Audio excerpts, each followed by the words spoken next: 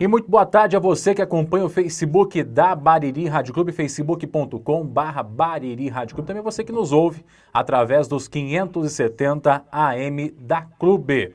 E com esse monte de informação sobre coronavírus, né, cuidados com a saúde, restrições, mudanças, impactos econômicos, muita dúvida surge no meio desse caminho, né? Que o governo, para tentar evitar o impacto, que o impacto seja tão grande assim na economia, começou a liberar alguns benefícios para o empregado e também para o empregador. E é justamente nesse ponto que nós vamos tocar nessa entrevista. Eu vou falar com o Rodrigo Facim, que é do Escritório de Sistema aqui em Bariri, que vai tirar algumas dúvidas nossas a respeito justamente disso. Você que é empregador, você que é comerciante, você que dá trabalho para alguém, no bom sentido, é claro, você vai poder tirar suas dúvidas nessa entrevista para poder que vai reunir um pouquinho das principais questões aí que as pessoas têm em dúvida na cabeça. E você que é empregado, você que é funcionário, que de repente foi demitido, ou que está aí não sabe se vai ou não vai, que está de férias coletiva, enfim, entre tantas outras situações, vai ter uma redução de jornada, vai ter uma redução de salário. Entenda aqui nessa entrevista um pouquinho do que você pode e do que você deve fazer para poder garantir as situações. Desde já, eu agradeço o Rodrigo Facim, que já está dividindo tela aqui com a gente, por aceitar essa oportunidade de falar com a gente aqui também, aliás, essa situação de falar com a gente aqui, tirar nossas dúvidas. Boa tarde, Rodrigo, prazer falar com você. Boa tarde, Diego. Boa tarde a todos aí da Bariri Rádio Clube e aos ouvintes. Rodrigão, que bagunça que tá virando esse negócio com um monte de benefício, não, cara? Tá bem tumultuado as coisas, né? Bastante informação nova e muita gente procurando entender toda essa mudança, principalmente no que diz respeito às questões trabalhistas, previdenciárias, né?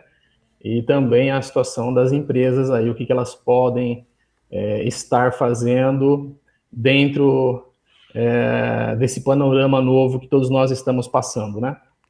É importante falar também, né, Rodrigo, que com essas medidas, essas mudanças que estão acontecendo, muitos dos empregadores podem, de repente, ter aquele alívio necessário para manter o seu comércio aberto com essas mudanças também, né? Sim, algumas medidas foram tomadas pelo governo, né? Através de algumas medidas provisórias. Nós tivemos a medida provisória 927, que foi no dia 22 de março, e também tivemos uma nova medida provisória, a 936, que foi no dia 1º de abril, que veio justamente para dar um alívio em algumas situações, se é que nós podemos dizer que é um alívio, né? Não que seja um alívio, mas tentar minimizar. O governo tentou minimizar dentro das possibilidades e flexibilizar alguns pagamentos para os empresários, como pagamento do fundo de garantia, para pagamento do Simples Nacional, prorrogações de prazo, que a gente pode estar falando aí mais à frente. E também o objetivo maior dessas medidas provisórias foi tentar segurar um pouco o desemprego, né? Tentar fazer com que as empresas não demitissem em massa os colaboradores. E é justamente sobre essas questões que nós vamos falar. Tem, por exemplo, a questão do governo pagar uma parte do salário do seu funcionário, tem a questão da redução de jornada para você que é empregador, para você que é empregado tem os direitos, inclusive o saque do fundo de garantia que vai ser disponibilizado em breve. Enfim, são muitos assuntos que nós vamos estar discutindo aqui para poder tirar essas dúvidas de você. Aliás, Rodrigo, esse programa ele tem um nome específico, né, que é um programa emergencial da manutenção do emprego e renda, né? Ele traz algumas medidas e eu queria que você falasse o que envolve esse programa de uma forma bem simplificada. Tá, a medida provisória que trata desse programa emergencial, tá? Ele vem com o objetivo de realmente flexibilizar um pouco toda essa demanda, essa situação, né? A função, o objetivo maior dele é a preservação do emprego, tá? É o primeiro ponto, né? Viabilizar também as atividades econômicas diante dessa diminuição de atividades que está tendo e, de certa forma, também com tudo isso, tentando reduzir o impacto social. Esse é o objetivo que veio esse programa, né, o Programa Emergencial de Manutenção do Emprego e Renda. Esse é o objetivo principal. para que a população e os empresários, os colaboradores tivessem a flexibilidade de passar por esse momento de turbulência, né? Essas medidas provisórias, tanto a 927 quanto a 936, tá? O que ela trouxe de novo, vamos dizer assim? Lá no dia 22 de março, tá? Quando praticamente estávamos começando aí a questão do isolamento social, né? O governo flexibilizou algumas coisas no sentido de, um exemplo, férias individuais ou férias coletivas, tá? As empresas, por lei, CLT, elas tinham um prazo de 30 dias, tinham que comunicar o funcionário com 30 dias de antecedência que esse colaborador fosse tirar as suas férias, né? Inclusive, com um prazo de 2 dias antes do colaborador sair no gozo das férias, de receber esse salário de férias mais 1/3 das férias. Então, o governo flexibilizou isso, não só para as férias individuais, mas também para as férias coletivas. De que forma? Fazendo com que ele não precise avisar o seu colaborador com 30 dias antes, apenas com 2 dias de antecedência, avisar o seu colaborador que ele estaria saindo de férias, tá? E flexibilizou o pagamento dessas férias em 2 partes. De que forma? Primeiro, as férias não precisam mais ser pagas com 2 dias de antecedência, e sim no 5º dia útil, tá? Ao início do gozo das férias. Então, exemplo, se um funcionário sair de férias dia 10, dia 15, dia 20 do mês de abril, ele vai receber essas férias no 5º dia útil de maio, tá? E o pagamento de 1/3 dessas férias, o empregador, ele poderá, tá? Poderá pagar esse 1/3 de férias até o dia 20 de dezembro, que é quando se paga a segunda parcela, né? O abono do 13º salário do ano, tá? Então, ele flexibilizou bem essas questões das férias. Inclusive, a possibilidade de antecipar, de adiantar ao trabalhador férias que ele ainda não adquiriu direito. Um exemplo, funcionário que está há 1 mês na empresa, 2 meses, 5 meses, 10 meses, que não faz 1 ano que está na empresa. Ele ainda não adquiriu o direito dos 30 dias de férias, né? Ele teria direito de sair de férias apenas após esses 30 dias, esse 1 ano de trabalho na empresa, ele teria direito dos 30 dias. Então, ele só poderia sair após completar 1 ano de trabalho na empresa. Com essa medida provisória, a 927, ele flexibilizou essa situação, onde ele passa a possibilidade do empregado sair de férias antes mesmo de completar 1 ano, né? Então, ele pode dar ao seu colaborador antecipar essas férias e lá na frente, quando ele adquirir esse direito, já está com as suas férias quitadas. Essa Vamos dizer assim que o empregado acaba devendo as férias para o patrão, no fim das contas. Exatamente, vai sair antes de adquirir o direito, tá? Isso é uma das possibilidades, tá? Acho que aí, Diego, é assim, cada empresa tem que olhar para a sua condição e a sua situação laboral e verificar o que é mais viável para ela e para o funcionário, porque além dessa flexibilidade das férias, nessa medida provisória também houve a possibilidade de instituir um banco de horas, tá? A maioria das empresas, principalmente as empresas de pequeno porte ou as microempresas, elas quase não utilizavam muito dessa ferramenta que é o banco de horas, né? Normalmente empresas que passam por uma sazonalidade muito grande durante o ano, indústrias ou até mesmo o comércio no final do ano, que normalmente aperta mais, se contrata mais gente, enfim, faz mais horas extras, né? Então, o governo autorizou toda e qualquer empresa, independentemente de acordo coletivo, a instituir o banco de horas da empresa, tá? E esse banco de horas tem a possibilidade de ser quitada até 18 meses após o encerramento aí do período de pandemia, tá? Essas horas extras, esse banco de horas, normalmente as empresas fazem com o intuito do quê? De que num determinado período do ano ele precise que o seu colaborador faça mais horas, né? Faça as horas extras, que é permitido até 2 horas extras por dia. Então, e vai se acumulando esse valor, essa quantidade de horas, onde lá na frente depois ele coloca o teu funcionário de folga para compensar essas horas que ele fez a mais durante o decorrer do seu trabalho. Então, ele flexibilizou essa possibilidade de banco de horas, mesmo que o funcionário não tenha nenhuma hora extra, ele pode instituir o banco. Aí o que vai acontecer? A mesma coisa das férias. Ele vai começar a ter horas negativas, não que vá descontar disso dele, tá? É um banco, como se fosse um banco, saldo positivo, saldo negativo. Ele começa a ter essas horas debitadas em seu banco, nesse controle, e lá na frente, após passar a pandemia, o empregador tem condições de ir solicitando 1 hora a mais por dia, 2 horas a mais por dia, para ir pagando essas horas negativas que ficou aí dentro do banco de horas. O empregador, Rodrigo, nesses casos aí de adiantamento das férias ou até mesmo a concessão de banco de horas, se de repente, após passar da pandemia, ele achar que é mais viável demitir o funcionário do que mantê-lo, ele tem alguma sanção, ele fica proibido de fazer essa demissão? Como é que fica esse vínculo, né? Porque de repente fica aquela coisa, né? O funcionário tendo que acertar com o patrão e não o patrão pagar o funcionário numa eventual demissão. Sim, exatamente. O que acontece é o seguinte, Diego.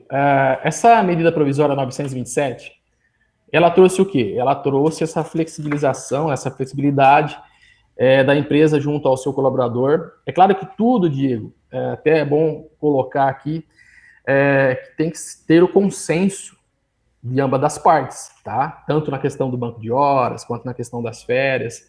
É interessante esse consenso. Porém, essa medida provisória 927, ela trouxe a possibilidade de antecipação dessas férias individuais ou coletivas, tá?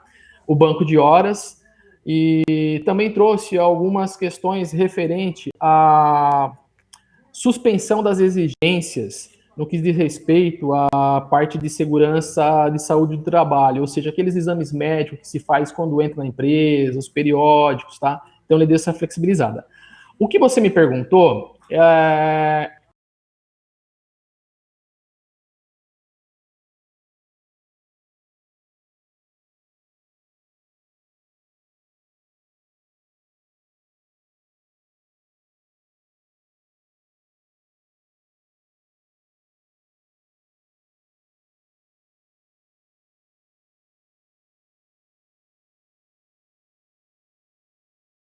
trouxe, que é o programa emergencial, tá? O que ele trouxe de novidade? Ele trouxe duas coisas importantes. Primeiro, a redução, a possibilidade da redução de carga horária, tá? Com redução de salário, proporcionalmente, ou seja, se você tiver um colaborador que trabalha 8 horas por dia e você queira fazer uma redução de carga, ou seja, cortar 50% da carga horária desse trabalhador, o empregador poderá pagar apenas 50% do salário, porque houve um corte de 50% na carga horária. A medida provisória flexibilizou esse corte ou 50% de redução de carga horária, ou até 70% de redução de carga horária. O colaborador, a empresa vai pagar proporcionalmente a este horário que ele for desenvolver o seu trabalho na empresa, e a diferença, essa diferença quem paga é o governo federal, tá? Esse valor vai ser creditado na conta corrente ou na conta poupança desse trabalhador, tá? E a empresa, um exemplo, se a empresa paga 70%, a empresa vai pagar 30% do salário dele em holerite e o governo federal vai pagar os 70% do corte que ele teve, porém baseado na tabela do seguro-desemprego, tá? Não é necessariamente 70% exato do valor que ele perdeu com essa transição, tá? O governo vai pagar 70% em cima da tabela do seguro-desemprego, tá? Ô, Rodrigo, Aí, desculpa interromper, respondendo só a um sua minutinho, pergunta, oi. antes de você continuar, é que deu umas Sim. falhadinhas no meio da sua fala. Só para a gente retomar Ok. essa questão do percentual que é pago, uma parte pela empresa, outra parte Tá. pelo governo através desse auxílio. Como é que ele funciona? É a empresa que tem que solicitar, dizer que o funcionário vai trabalhar. Há uma redução de carga horária também proporcional a essa redução salarial, ou o funcionário continua trabalhando as 8 horas diárias e aí a empresa solicita esse auxílio do governo. Como é que funciona? Só porque deu uma falhadinha Tá, no meio então da vamos conversa. lá. Sem problemas. Só voltando um pouquinho, você tinha perguntado para mim se quando esse funcionário voltar de férias poderia ser dispensado ou não, tá? Ele pode ser dispensado quando volta de férias. A questão agora é o seguinte, perguntou, mas voltando naquela pergunta anterior, se eu reduzir a carga horária do colaborador por um período de 30, 60 ou 90 dias, um limite de até 90 dias a redução da carga horária, tá? Ou por até 60 dias a suspensão do contrato de trabalho, 100% do salário suspenso, que eu vou explicar mais logo adiante. Quando esse trabalhador retornar dessa redução de carga horária ou dessa suspensão de contrato, o empregado tem a estabilidade pelo mesmo prazo que ele se aproveitou dessa redução ou da suspensão. Por exemplo, ficou 3 meses com carga horária reduzida. Quando esse trabalhador voltar, ele terá 3 meses de estabilidade. O empregador não poderá dispensá-lo por 90 dias. Fez uma suspensão de contrato de trabalho por 2 meses. Quando esse trabalhador voltar a trabalhar, ele terá uma estabilidade de 2 meses. Isso é muito importante colocar, porque eu tenho percebido que muitas empresas têm buscado esta alternativa, que é uma alternativa, uma das alternativas, vamos dizer assim, de passagem, que é uma alternativa relativamente boa para o empregador, tá? Por quê? Porque o funcionário vai trabalhar menos tempo dentro daquelas possibilidades do empregador, ou não vai trabalhar nada, que seria a suspensão do contrato de trabalho por 30 ou 60 dias, mas é muito importante que o empregador saiba que quando esse funcionário retornar ao seu horário normal de trabalho, ele tem essa estabilidade da qual o empregador não poderá fazer a dispensa, tá? Tudo bem aí, Diego? Certo. Tá me É ouvindo? que Ouviu bem? ouvi sim, dessa parte eu Tá. ouvi. Então, Agora, se houver a suspensão de 100%, quem paga o salário desse funcionário? isso. Agora eu Ou vou não te tem? responder essa questão aí. Vamos falar tanto da redução quanto da suspensão, tá? Ok. Se eu fizer uma redução de 50%, vamos falar 50%, que é um número mais redondo. Então vamos fazer assim, o funcionário ganha R$2.000, tá? Para trabalhar 8 horas por dia. Vamos falar em números exatos para ficar mais fácil para todo mundo compreender. O funcionário trabalha 8 horas por dia, remuneração mensal do mês, R$2.000. O empregador pode reduzir em até 70% a carga horária. Vamos reduzir nesse exemplo 50%. Então esse colaborador ele vai trabalhar 4 horas por dia e ele vai receber R$1.000 do empregador. O empregador vai pagar para ele R$1.000, tá? Estamos falando de salário bruto, tá? Sem os descontos do INSS. Só para ficar fácil o entendimento. Sim. O que acontece com essa redução de 50%? O que acontece com esses outros R$1.000? O governo vai pagar R$1.000, tá? Então como é que funciona? Funciona assim: esse valor de R$1.000 ele vai para uma tabela do seguro-desemprego, onde é verificado o teto dessa tabela. Se os R$1.000 estiver dentro de uma faixa da tabela do seguro-desemprego, o governo vai pagar 70% do valor daquela tabela. Então, exemplo, se o funcionário ganhar R$1.000 e na tabela do seguro-desemprego, para quem ganha R$1.000 vai receber R$900 de salário do governo, ele vai pagar 70% dos R$900. Então, é assim, não, o que as pessoas têm que entender que o valor do salário que está sendo reduzido, no caso do exemplo dado, R$1.000, o governo não vai pagar os R$1.000 redondo. Vai ter uma queda, porque esse R$1.000 ele vai ter que ser calculado mediante a tabela de seguro-desemprego, tá? E a questão da suspensão de 100%. Um exemplo, eu tenho um colaborador, vou suspender o contrato dele por 2 meses, tá? Então, o que vai acontecer? Ele vai ficar na casa dele, não precisa vir trabalhar. Se ele tiver algum benefício adicional, fora o salário, exemplo, cesta básica, vale alimentação, que ele tiver além do salário, o empregador é obrigado a manter ele é obrigado a manter esse auxílio, esse benefício, tá? Porém, o salário ele não vai pagar nada. Quem vai pagar esse salário para o funcionário? O governo. Quanto que ele vai receber? Ele vai receber um auxílio emergencial baseado na tabela de seguro-desemprego, tá? Certo. E só não pode esquecer de quando esse trabalhador voltar ao trabalho, ele tem a estabilidade pelo mesmo tempo que ele ficou suspenso do contrato de trabalho. Quem paga isso? É o governo federal. Como que paga? Através de um crédito na conta corrente ou poupança desse trabalhador. Não pode ser conta conjunta, tem que ser uma conta titular. Como que é o procedimento administrativo disso? A empresa entra em contato com o seu RH ou com o escritório de contabilidade, informa quais são os funcionários que vão ter os seus contratos suspensos ou vão ter a sua redução de carga horária. O teu RH ou o escritório faz um termo aditivo, um contrato com o colaborador, um contrato individual, onde assinam nesse contrato o colaborador e o empresário, estando de acordo com essa redução de carga horária ou estando de acordo com essa suspensão. Esse trabalhador tem que ser comunicado no prazo de 48 horas ou da data da sua redução da carga horária. O empregador é obrigado a avisá-lo com antecedência de 48 horas. E a partir dali em diante, tá, esse trabalhador vai começar a trabalhar com a carga horária reduzida ou vai ter suspensão.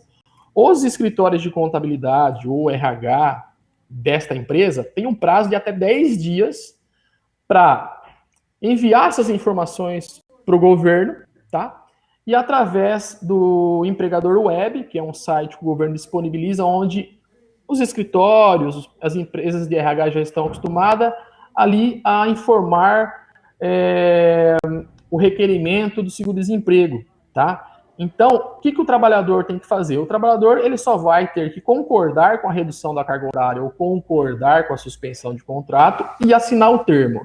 O empresário vai ter que cuidar para que esse termo seja feito da melhor forma possível dentro dos prazos estabelecidos e a sua equipe técnica de RH ou seu escritório de contabilidade informar isso para o governo através do empregador web, tá? Através do site que o governo já disponibilizou, e a gente informa toda essa sistemática ali. Se o trabalhador teve redução, se o trabalhador teve suspensão, a gente informa tudo ali.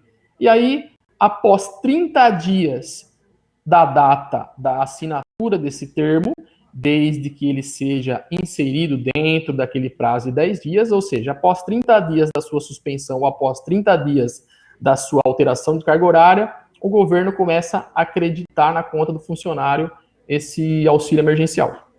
Ô Rodrigo, essa suspensão de contrato ou até mesmo esse benefício corte, redução de carga horária, ele tem um período máximo.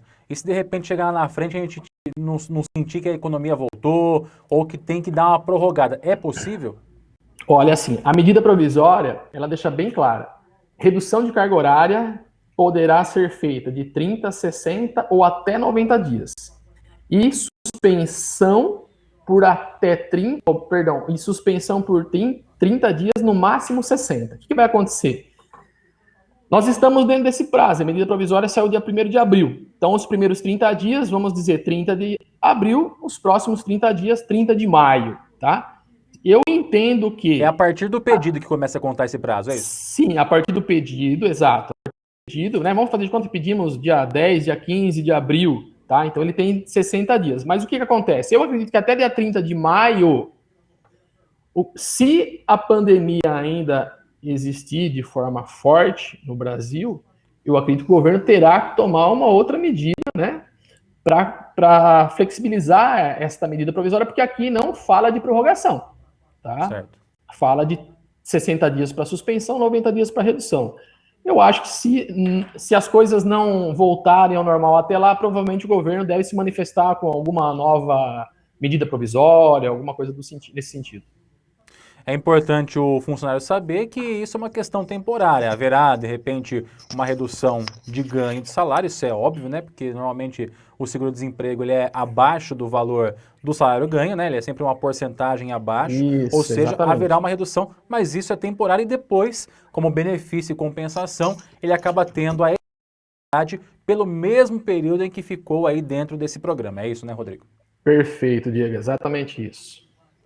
Rodrigo, seguindo aqui com as informações e com as dúvidas, eu queria aproveitar a sua presença, aliás, aproveitando aí mais uma vez e agradecendo a participação do Rodrigo Facim, ele que é do Escritório de Sistema aqui em Bariri, respondendo as nossas dúvidas com relação a esses benefícios e programa do governo. Primeiro, sobre as questões que envolvem o empregador e depois a gente vem a falar, é claro, sobre as questões que envolvem o empregado. Rodrigo, como que funciona a questão de home office? Tem muitas empresas que possibilitam isso, né? E dão essa opção para o funcionário, que ele pode trabalhar tanto em casa quanto na empresa. Ele mantém a carga horária, ele mantém o ganho, ele funciona como se fosse no trabalho. Como é que funciona essa questão do home office? Tá? O home office, na verdade, ele já existe há algum tempo e muitas empresas, né, já trabalham com home office. O que acontece é o seguinte: como o governo flexibilizou de um trabalhador que está atuando fisicamente na empresa a também trabalhar o home office, ele poderá fazer o trabalho da sua casa. É óbvio que não são todas as funções que isso é possível, né? Então o empregador junto ao empregado vai estar vendo todas essas possibilidades. O empregador tem que dar ao colaborador, ao trabalhador, condições para que ele possa executar esse trabalho da casa dele ou de onde seja, né, o home office.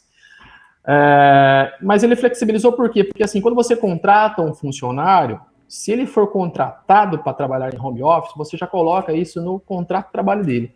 Quando ele é contratado para trabalhar na empresa fisicamente, com forma tendo que cumprir uma carga horária, passar ponto eletrônica, essas coisas, quando você muda para o home office, você tem que fazer um termo aditivo no contrato de trabalho, dizendo que esse trabalhador mudou a sua categoria, né, para home office.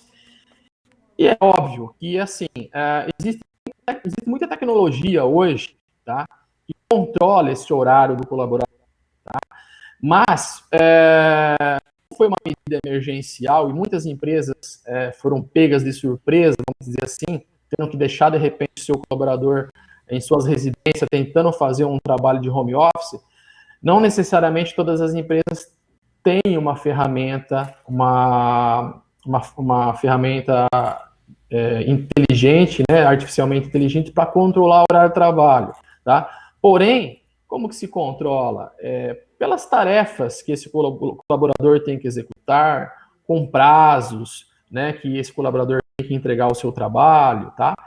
Não muda nada, Diego, assim, é praticamente um trabalho que hoje, no meu escritório, eu teria que fazer em casa, desde que a empresa dê as condições viáveis para esse colaborador atender à demanda do trabalho.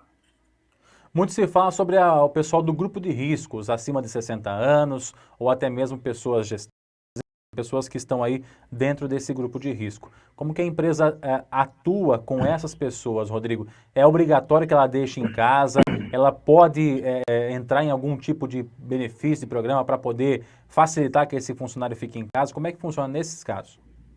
Então, assim, esses programas todos que nós falamos, as férias, o banco de horas, a redução de carga horária ou a suspensão do contrato de trabalho por 2 meses, tudo isso é, é possível estar utilizando para todo e qualquer colaborador, tá? Independentemente do tempo que ele está trabalhando na empresa, independentemente do ramo da atividade. Porém, se prioriza estes profissionais, né? Essas pessoas que são de grau de risco, né? Pessoas com diabetes, pessoas idosas acima de 60 anos, as mulheres grávidas. Então, o governo, ele não, as empresas não estão obrigadas a cortar esses trabalhadores ou colocar esses trabalhadores dentro desse programa, tá? Mas o governo coloca de que essas pessoas teriam que estar sendo priorizadas com esse auxílio emergencial através dessas ferramentas, tá? mas os colaboradores não estão obrigados a entrar nessa suspensão e nessas férias, tá? Na verdade, é mais uma orientação para que priorizem essas pessoas que têm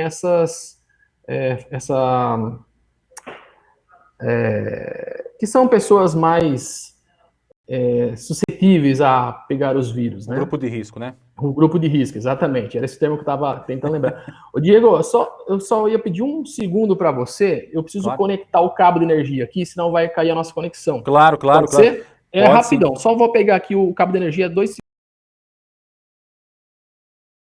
Está acompanhando através do nosso Facebook. Agradeço mais uma vez ao pessoal que está acompanhando. Nós estamos falando ao vivo com o Rodrigo Facim, ele que é aí um dos proprietários do Escritório Sistema aqui em nosso município, respondendo algumas dúvidas com relação à questão do RH, né, com relação à questão dessa relação trabalhador e funcionário, aliás, trabalhador e empregador. Empregado e empregador. Nossa, que confusão que eu fiz aqui. Empregado e empregador. São dúvidas que boa parte da população tem, principalmente os empregadores, né? São benefícios que às vezes o empregado tem, são benefícios que o funcionário tem e que às vezes o empregador não sabe e não sabe às vezes como solicitar. Então, de repente você está com o seu comércio fechado aí por alguma imposição da quarentena, você está com o seu estabelecimento fechado por alguma questão maior, vamos dizer assim, que não seja decisão sua, então nesses casos você pode estar utilizando desses benefícios, que são esses programas aí que fazem parte do programa do governo, que é o programa emergencial de manutenção do emprego e da renda. Com isso você consegue aí fazer essa questão de manutenção, manter o emprego, manter o funcionário.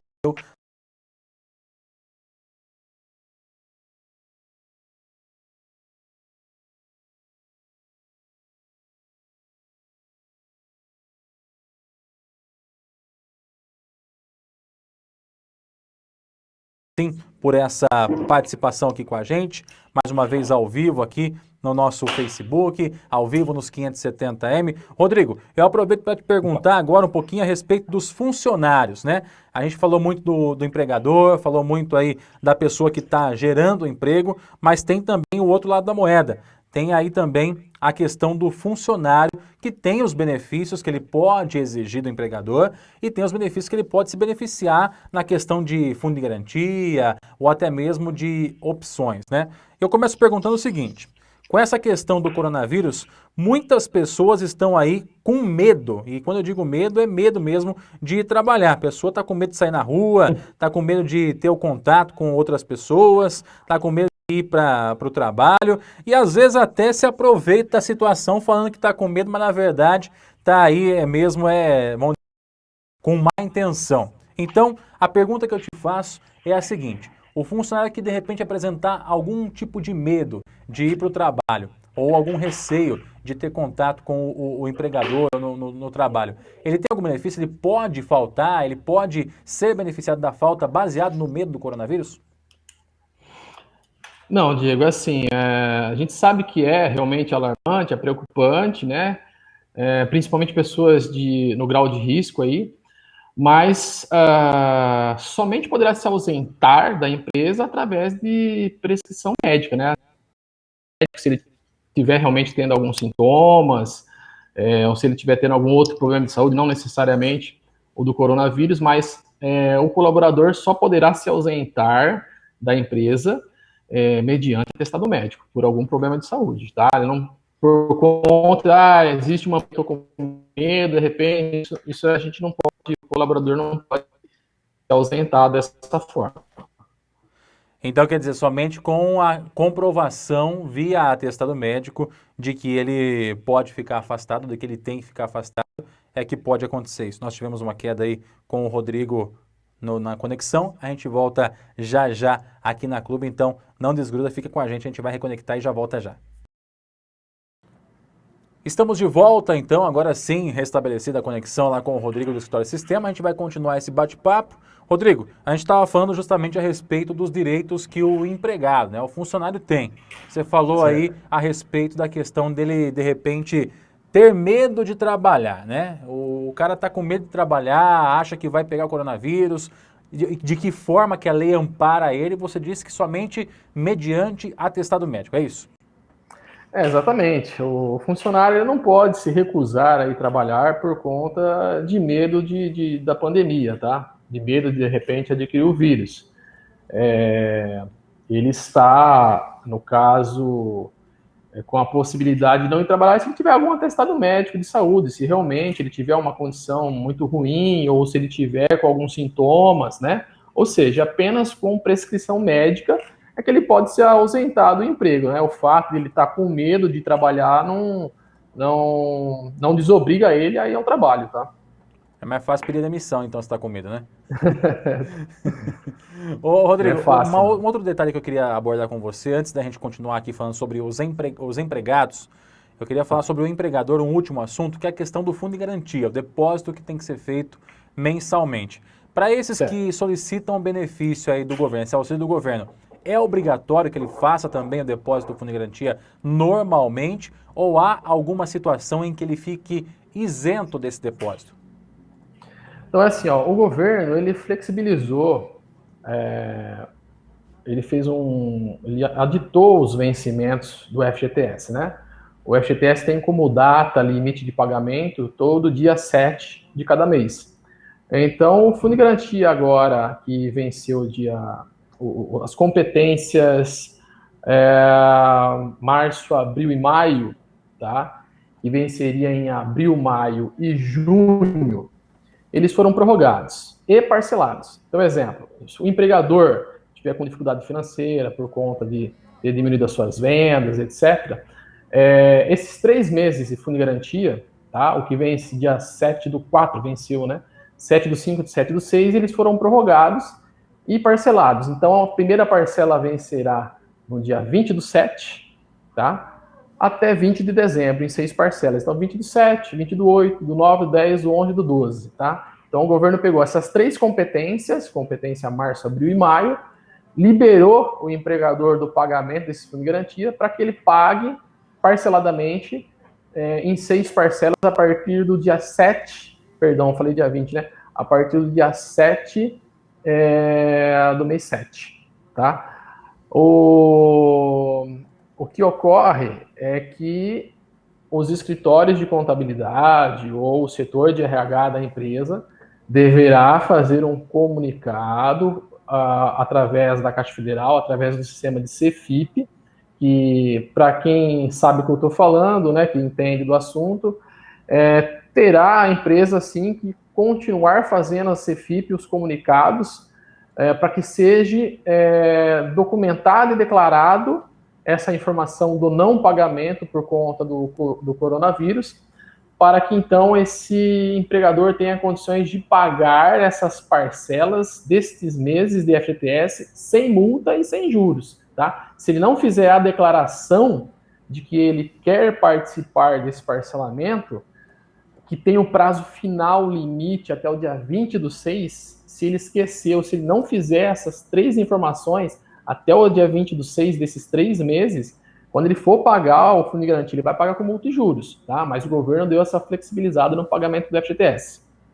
Ainda no assunto de fundo de garantia, o funcionário ele tem direito a sacar alguma parte desse benefício? Foi divulgado recentemente que o fundo de garantia vai estar disponível para saque, se não me engano, a partir do meio do ano. Como é que vai funcionar isso, Rodrigo? A medida provisória 946, ela autoriza o trabalhador a fazer um saque na sua conta do FGTS no valor do salário mínimo, tá? Ou seja, R$ 1.045. Só que esse saque do FGTS vai ser liberado a partir do dia 15/6 até dia 31 de dezembro. Então, a partir do dia 15/6, todos os trabalhadores que têm conta do FGTS poderá fazer esse saque até o valor do salário mínimo. Ele tem que sacar tudo, ele pode sacar, por exemplo, 400, 300, 500 reais. Esse saque tem que ser integral? Olha, eu entendo que esse saque será integral, tá? Porque ele vai já estar disponibilizado, ele não pode fazer uma opção de quanto ele quer sacar, entendeu? É que nem aquele valor dos 500 reais que o governo liberou um tempo atrás, né? Se o trabalhador tirasse um extrato de fundo de garantia, ele já ia observar que já existia um saque de R$ 500 da conta do FGTS dele, mesmo sem ele ter lá sacado. Porque o que acontece? O governo já faz uma estimativa, então ele já, digamos assim, que meio que separa esse recurso, ele já tira esse recurso da conta vinculada do FGTS, fica numa conta transitória da Caixa Federal, para a Caixa Federal saber qual é o valor, qual é o montante que ela tem que disponibilizar para o trabalhador no momento que ele for lá pegar esse recurso, entendeu? Então, o valor de R$ 1.045 é o valor que realmente ele vai sacar. Tá?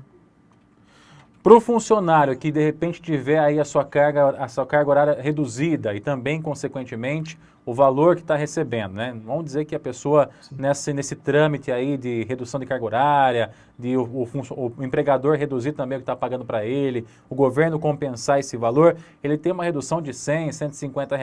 Isso vai ser computado em alguma forma, vai ser retornado para ele em alguma forma, ou isso é uma redução que não tem como ele receber de volta no futuro, Rodrigo? Não, Diego, é isso que você falou, essa perda salarial por conta da tabela do seguro-desemprego ele não tem como recuperar isso depois não, tá? O empregador vai pagar para ele essa porcentagem do seu salário, seja 25%, 50% ou 70%, o governo pagará a diferença para o 100%, mas sempre dentro da tabelinha do seguro-desemprego, sempre vai ter uma diminuição do valor, mas essa parcela que ele perde, vamos dizer assim, não tem como ele pleitear isso de volta, receber de volta de alguma forma não, e o empregador também não está obrigado a pagar essa diferença para ele. Estava em estudo também a questão da suspensão do contrato de trabalho, do vínculo de trabalho, sem que a pessoa fosse mandada embora. Então, eu suspendo o contrato com o fulano por 3 meses, depois ele volta a trabalhar e ele não recebe nada, mas também não é mandado embora, ele fica vinculado à empresa. Isso está em vigor? Existe isso ou isso foi descartado no fim das contas, Rodrigo? Não, olha, o que realmente está em vigor é a suspensão assistida do programa emergencial pelo governo federal, que é isso que a gente falou, ou redução de carga horária, ou suspensão de 100% do salário até 60 dias, e ele receberá. Agora, apenas suspensão por suspender o contrato, ele não receber do empregador, não receber do governo, por hora isso não tem nada legalizado, nada oficial. O empregador que de repente fechar sua empresa e precisar de um auxílio também, ele tem que recorrer à Caixa Federal para aqueles auxílios de 600, 1.200? Como é que funciona? Existe uma outra situação que que o governo criou uma linha de crédito para o empresário para que ele faça um financiamento da sua folha de pagamento. É exclusivo para financiamento de folha. Como que funciona? Aí ele terá que procurar o banco de sua preferência, tá? Da qual ele terá que apresentar... Tem que ser Banco Federal ou pode ser qualquer banco? Qualquer banco, tá? Assim, se eu não estiver enganado, Banco Santander, Bradesco, todos os bancos que nós temos aqui em Bariri, tá? Eles estão participando dessa linha de crédito, tá? Você não precisa ficar procurando de banco em banco para ver qual é a melhor taxa, porque a taxa de juros ela é tabelada pelo governo, então os bancos estão obrigados todos a cobrarem o mesmo percentual desses juros, tá? Mas é um financiamento, tá? Então existe um pouco de juros embutido nisso daí. É um financiamento onde a empresa pode buscar o recurso para pagar a sua folha de pagamento, tá? Que isso seja bem claro. Ele não vai conseguir lá levantar um dinheiro para a empresa. Ele vai lá apresentar o teu custo de folha de pagamento, ele vai conseguir fazer um levantamento em cima da tua folha. Esse dinheiro que o banco vai fornecer para ele vai cair direto na conta corrente ou na conta poupança do funcionário, tá? E depois essa dívida, por ele ter emprestado esse dinheiro do banco, ele pagará parceladamente. Se eu não estiver enganado, Diego, acho que é por 36 meses, eu não me recordo de cabeça nesse momento, mas eu acredito que é até por 36 meses, tá? Certo. Mas é para financiamento de folha de pagamento, tá? Não para fluxo de caixa, para nada de outras coisas, a não ser essa folha de pagamento. Rodrigo, obrigado pela sua participação. Se tiver algum assunto que a gente não abordou e queira acrescentar, fica à vontade. Caso contrário, fica aqui o nosso muito obrigado. Olha, eu queria só passar rapidamente por mais uma situação aqui, queria colocar. As empresas optantes pelo Simples, o governo também flexibilizou os pagamentos, né? Empresas que têm o Simples que vence dia 20 de abril, 20 de maio e 20 de junho, foram prorrogados para 20/10, 20 de novembro e 20 de dezembro, tá? É óbvio que dentro do imposto do Simples existe algumas empresas que têm impostos vinculados à rede municipal e estadual, tá? São outras datas, também foi flexibilizado, tá? No caso, 20/7, 20/8 e 20/9, para competências março, abril e maio, respectivamente. Então, o governo também flexibilizou um pouco o pagamento do Simples Federal e também prorrogou para as empresas que não são do Simples Federal a previdência de 20%, né, aquela parcela do 20% da cota patronal sobre a folha de pagamento, que para algumas empresas é bem alto o valor, né? Imagina você, o empregador, pagar 20% de previdência sobre o seu valor total de folha de pagamento. Então, você pega uma empresa de 3, 4, 5 funcionários, é uma coisa. Você pega uma empresa de 100, 150, 200 funcionários, como ali, o valor é bem expressivo. Sim. E o governo também flexibilizou, prorrogando esses pagamentos da cota patronal, tá? Maravilha, Rodrigo. Obrigado pela sua participação mais uma vez, pela disponibilidade de falar com a gente aqui, tá? Tranquilo, eu que agradeço. Eu que agradeço a oportunidade e me coloco à disposição aí, o que a gente puder ajudar a levar as informações de forma mais ampla através da Rádio Clube. Estaria sempre à disposição aí, tá bom? Show de bola! E a você que acompanhou pelo Facebook, o nosso muito obrigado. Dentro de instantes, essa transmissão vai estar disponível na íntegra, na linha do tempo. Obrigado a você do Facebook e também ao pessoal dos 570M. Até a próxima.